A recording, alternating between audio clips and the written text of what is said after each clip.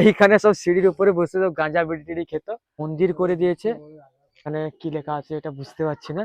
যাই হোক, আপরে ছাদটা দেখো গাইস, যে কোনো মুহূর্তে ভেঙে পড়তে পারে, পালা এখান থেকে। হ্যালো গাইস, কেমন আছো তোমরা সবাই? আশা করছি তোমরা সবাই ভালো আছো, আর আমিও খুব খুব ভালো আছি। এখন বাজে প্রায় 11টার মতো, আর আমি এখন রয়েছি বাড়িতে। তো আজকে যাচ্ছে একটা নতুন ডেস্টিনেশানে। এখন পুরো রেডি হয়ে গেছি, তুমি দেখতে পাচ্ছ, পুরো একদম রেডি হয়ে গেছি। আর আমার সঙ্গে আমার একজন ভাই রয়েছে, তো ও আসবে, এলে দুজন মিলে বেরিয়ে যাব। আজকের ব্লগটা বাড়ি থেকেই স্টার্ট করছি।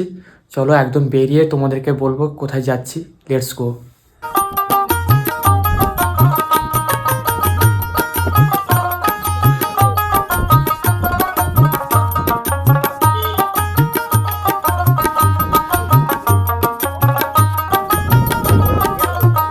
গাইস, আমরা এখন বেরিয়ে পড়েছি, আর আজকে আমরা যাচ্ছি পূর্ব মেদিনীপুরের ঐতিহ্যবাহী কয়েকটি রাজবাড়ির মধ্যে অন্যতম রাজবাড়ি কাজলাগড় রাজবাড়ি। প্রায় 20 কিলোমিটার রাস্তা, আর আমাদের বাড়ি থেকে যেতে সময় লাগবে প্রায় 40 মিনিট। কন্টিনিউ দেখতে থাকো। এখন আমরা একটা গ্রামের রাস্তাতে যাচ্ছি শর্টকাট হয়ে।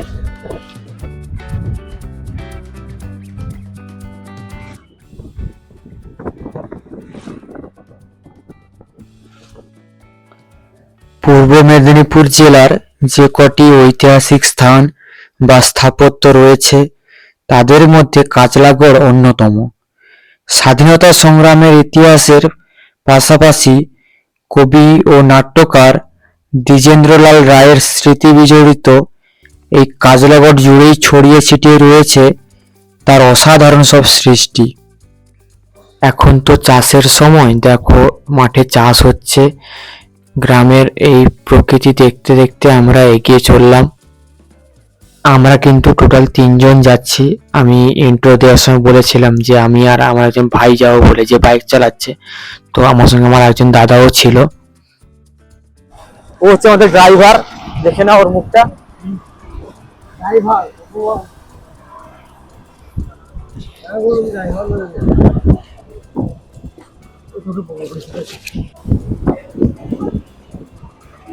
তো আমরা বাড়ি থেকে বেরিয়ে শর্টকাট রাস্তা ধরেই এসেছিলাম, আর এখন আমরা মেন রোডে উঠবো।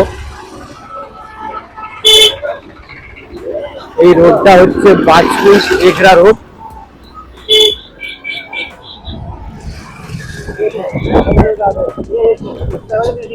আর এখন আমরা রয়েছি কলাবেড়িয়া যে বাজার, সেই বাজারে।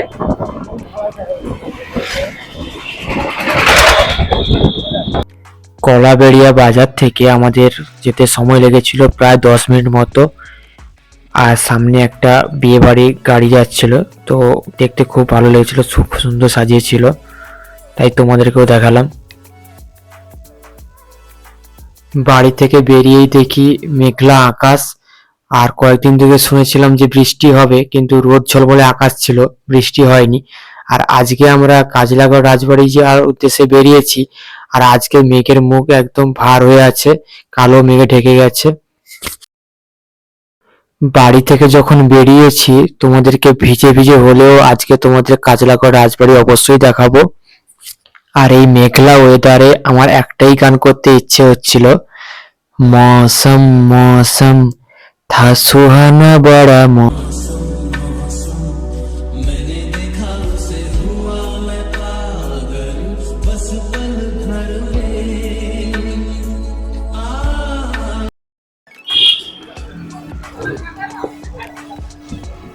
গাইস, এখন আমরা ঢুকছি ব্লক প্রশাসনিক কার্যালয়ের ভিতরে। তো এটা দিয়ে যেতে হবে।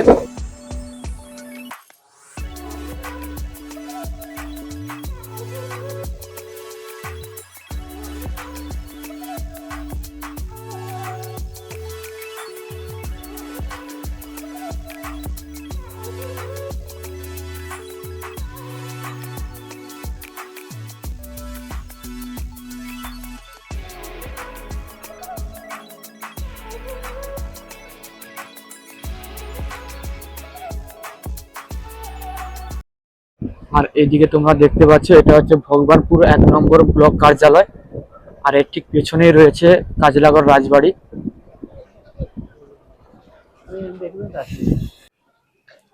আমরা চলে এসেছি, আর এখানে লেখা আছে দেখো কাজলাগড় রাজবাড়ি এবং জীব বৈচিত্র্য উদ্যান, প্রবেশ মূল্য 5 টাকা। টিকিটটা কোথায় কাটবো? কাট, যা যা যা এখানে।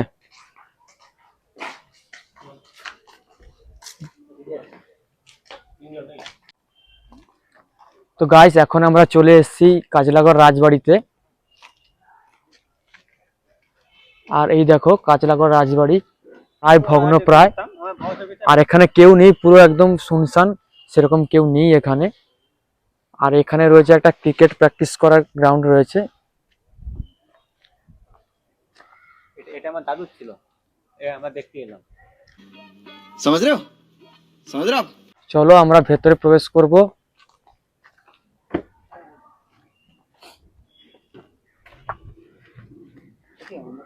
টাপাটা ভালো হবে। তো দেখো এখানে একটা গাছ রয়েছে, এই গাছটার নিচে এখানে কিন্তু পুজো হয়, আর সবাই এখানে এরকম করে সব দাগা বেঁধে দিয়ে গেছে।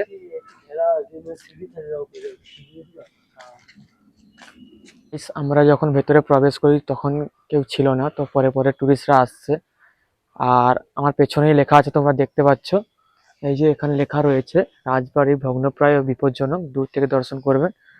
আর রাজবাড়ির ভেতরে বিষাক্ত কীট পতঙ্গ ও সাপ রয়েছে, ভেতরে প্রবেশ করবে না, কিন্তু সবাই ভেতরে প্রবেশ করছে, আর এখানে প্রবেশ করতে দিচ্ছে, তাই আমরাও ভেতরে প্রবেশ করেছি। আর এই রাজবাড়ি কিন্তু প্রায় 400 বছরের পুরনো। তো আমরা এর আগে এসেছি, দু একবার এসেছি, তো তখন কিন্তু এরকম কিছু ঘেরা ছিল না। তো পরে এটা সরকারের উদ্যোগে এটা ঘেরা হয়েছে। ভালোই লাগছে, যাই যে একটি ঐতিহাসিক জায়গা, সেটাকে ঘিরে তাকে সংরক্ষণ করে রাখার চেষ্টা। আর এই যে দেওয়ালগুলো দেখো, দেওয়ালগুলো পুরো একদম ক্ষয়ে গেছে, তো এগুলোতে হাত দেওয়া কিন্তু বিপজ্জনক।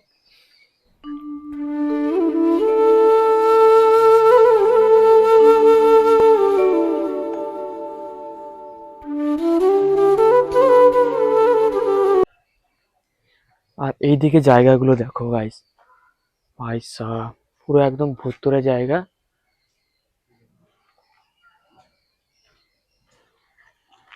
আর এই গাছগুলোর জন্য কিন্তু এই দেওয়ালগুলো মানে এখনো আটকে আছে, নাহলে অনেকদিন আগে কিন্তু এগুলো দেওয়ালগুলো সব খসে পড়তো। আর তোমাদেরকে একটা নতুন জিনিস দেখাই, তো এখানে যখন ঘেরা হয়নি, তো তখন এখানে সবাই নাম খোদাই করে দিয়ে গেছে। এই দেখো এখানে, এখানে কি লেখা আছে এটা বুঝতে পারছি না, যাই হোক আরো ভেতর দিকে আছে, সব নাম এখানে সব নাম খোদাই করে দিয়ে গেছে। S+M আমার নামটা লেখা দিয়েছি S+R। আর এদিকে S+R। शाबाश बेटा बहुत बढ़िया চল ভাই এখানে বেরিয়ে চল, দেওয়াল ফেলে পুরো অবস্থা খারাপ। এই দেখো এই যে এখানে ভালো যাচ্ছে, এখানে ছাদটা দেখো কত সুন্দর আছে। লট ফট দেনি আর এই উপরে ছাদটা দেখো গাইস, যে কোনো মুহূর্তে ভেঙে পড়তে পারে, পালা এখান থেকে। মানে বোন মানে আমার শালি। আর 2 বছর আগে যখন আমরা আসি তখন এখানে সব গাঁজা বিড়ি ফিড়ি খেতে, বল এইখানে সব সিঁড়ির উপরে বসে সব গাঁজা বিড়ি টিড়ি খেত। এখন সব ঘিরে দিয়েছে, এখন 5 টাকা দিয়ে এন্ট্রি করতে হবে। তোমার রাজা বিড়ি খেতে। আর তখন ভাই এই জিনিসটা কিন্তু ছিল না, এইসব দাগা ভাগা যে বেঁধেছে এগুলো কিন্তু তখন ছিল না, এখন সব এটা একটা মন্দির করে দিয়েছে। আর এখানে সব দাগা বেঁধে দিয়ে চলে গেছে।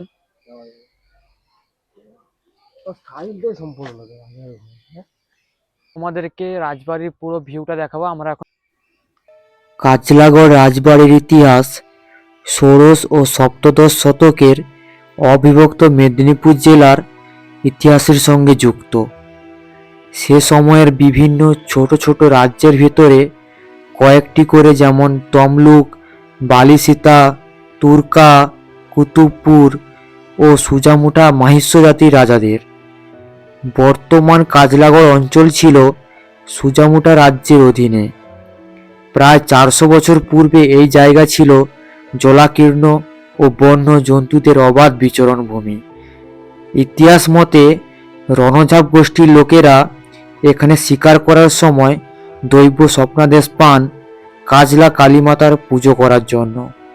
সেই থেকেই এই জায়গার নামকরণ হয় কাজলাগড়।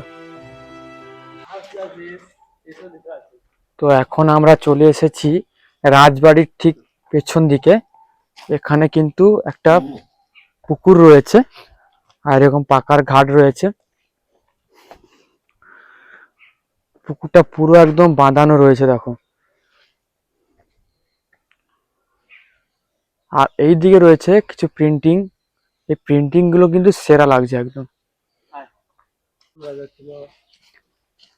আর রাজবাড়ির বাইরে কিন্তু একটা বোর্ডে লেখা রয়েছে যে রাজা দেবেন্দ্র নারায়ণ তার প্রজাদের তৃষ্ণা মেটানোর জন্য এই কিন্তু পুকুরটা খনন করে, যেটা তোমাদেরকে দেখালাম।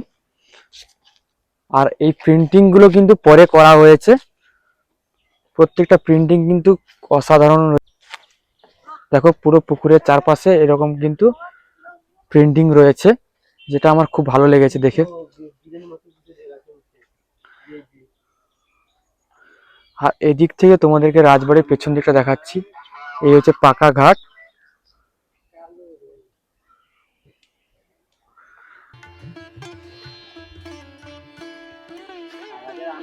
তোমরা কিন্তু কিছু সময় নিয়ে এখানে আসতে পারো, ভালো লাগবে দেখতে।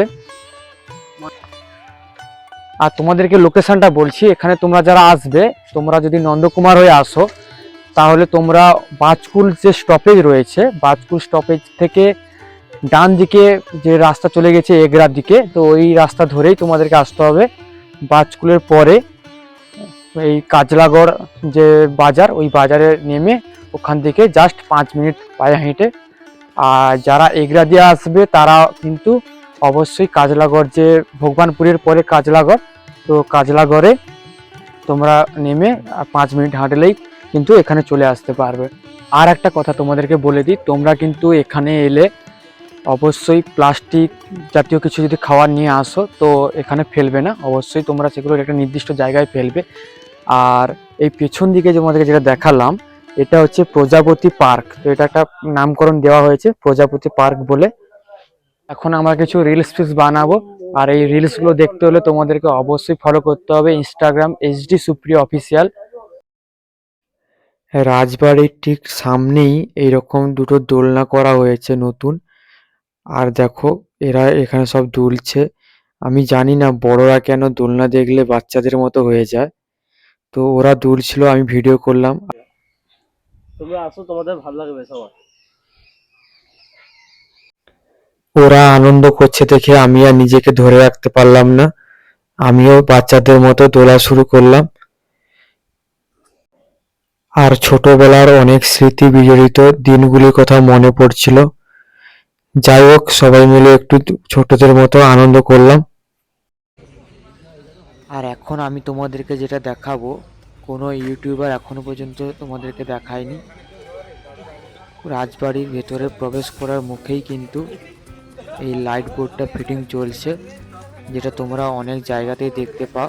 এখানে লেখা রয়েছে আই লাভ কাজলাগড় বলে। এটা খুব শীঘ্রই ফিটিং হয়ে যাবে। আর তোমরা গিয়ে দেখে আসতে পারো কাজলাগড় রাজবাড়ি, তোমাদেরও খুব ভালো লাগবে। আজকের ভিডিওটা এই পর্যন্ত। ভিডিওটি ভালো লাগলে অবশ্যই লাইক, কমেন্ট, শেয়ার আর সাবস্ক্রাইব করতে ভুলবে না। যদি ফেসবুক থেকে দেখে থাকো অবশ্যই ফলো করে দিও।